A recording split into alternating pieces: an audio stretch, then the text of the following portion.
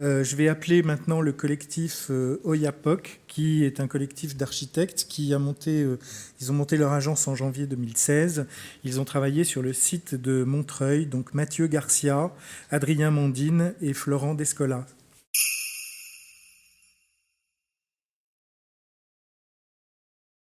Nous sommes une jeune agence et on avait fait le choix de travailler sur Montreuil parce que c'était une manière pour nous de réfléchir à l'échelle du Grand Paris, avec ce thème qui était habiter et travailler sur le plateau.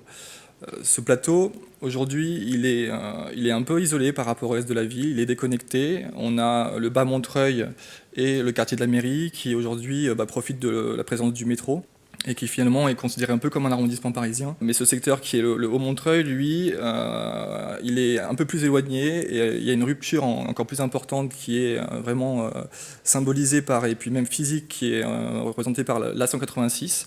Donc cette autoroute qui vient vraiment sectionner la ville en deux parties. Donc cette autoroute va disparaître, va être démantelée et sera implanté le tramway, donc T3. On a structuré notre approche autour du lien de connexion et autour de liens paysagers, donc vraiment des liaisons paysagères, à trois échelles de paysage. Donc une première plutôt est-ouest avec le démantèlement de l'autoroute qu'on va restructurer.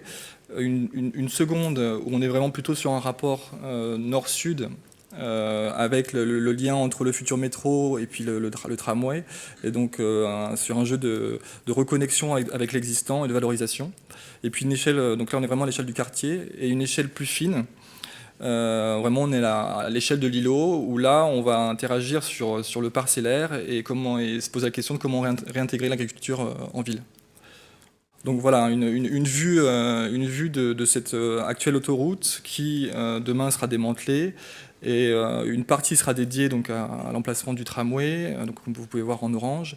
Et puis ce grand espace qui aujourd'hui pose question, on est sur la volonté de ne pas effacer cette limite, et au contraire qu'elle devienne le support d'un lieu identitaire de Montreuil. Donc on propose d'y implanter une large forêt, une grande forêt, donc un large espace public, mais aussi une dimension écologique. Donc là, on est vraiment sur la section de cette forêt qui fait entre 35 et 50 mètres d'épaisseur. Donc c'est un lieu séquencé, un lieu traversant, un espace public qui vient aussi malgré tout border le futur boulevard urbain, voilà, pour vraiment une présence. Et puis le dernier attachement à l'îlot Signac, qui est un des sites d'intervention, où là on réintègre une voie dédiée aux dessertes des activités, parce qu'avec la suppression de la 186, il faut bien pouvoir desservir les activités si on veut les maintenir. On zoome un peu plus, on a l'échelle du quartier, avec quelques photos encore d'existants, où on parle donc, on peut trouver ces délaissés qu'on connaît bien. Donc on va aussi reconnecter ces parties-là. Autour de deux corridors, donc un premier qui est vraiment sur le site d'intervention, qui partirait du métro de la Boissière, donc tout au nord, et puis qui reconnecterait jusqu'au tramway, au sud. Et donc on a à la fois du collectif et de l'individuel. On a la Plaine aux Jeux, qui est un lieu dédié au sport et aux jeux pour enfants. Et puis Mosinor, qui est vraiment emblématique dans ce secteur, qui est vraiment un lieu autour du travail, et un lieu emblématique. Et puis un deuxième corridor en parallèle, encore sur cette liaison nord-sud.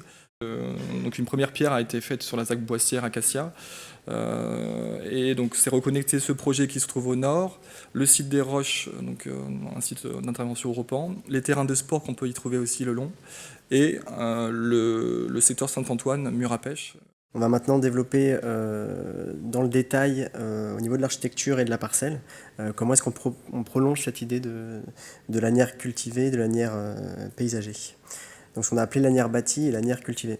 L'idée, c'est donc par un travail d'extension, un travail de réhabilitation ou de déconstruction-reconstruction, de venir arriver au schéma de droite, donc une nouvelle structure plus optimale dans son site pour dégager une zone de pleine terre, pour pouvoir réamener donc cette agriculture en ville.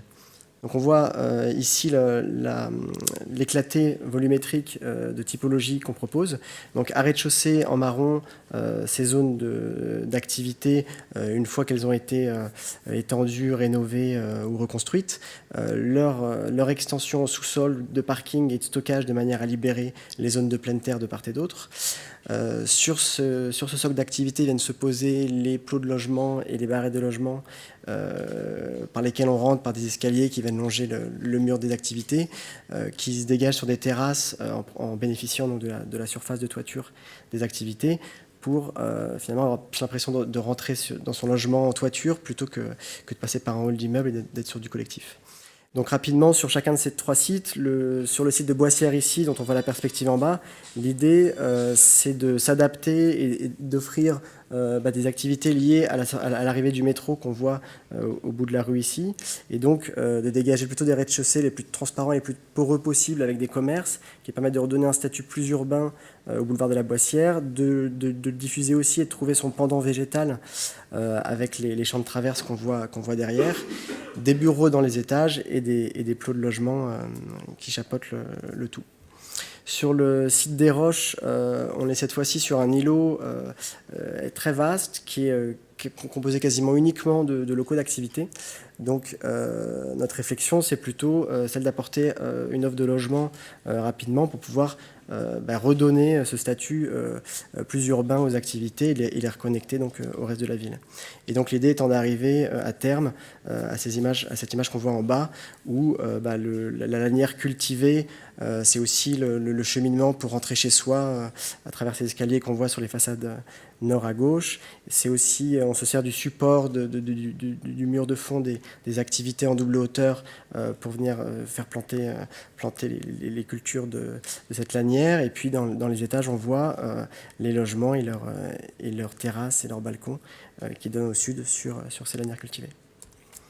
Enfin, le dernier site de projet, le site Signac, qui ressemble au site des Roches au niveau de son programme, mais qui nous paraissait intéressant dans son traitement, parce qu'il peut être l'exemple du traitement qu'on propose sur les parcelles qui longent la forêt linéaire qu'on voit ici, puisqu'il est rattaché donc à ce premier grand paysage qu'on propose.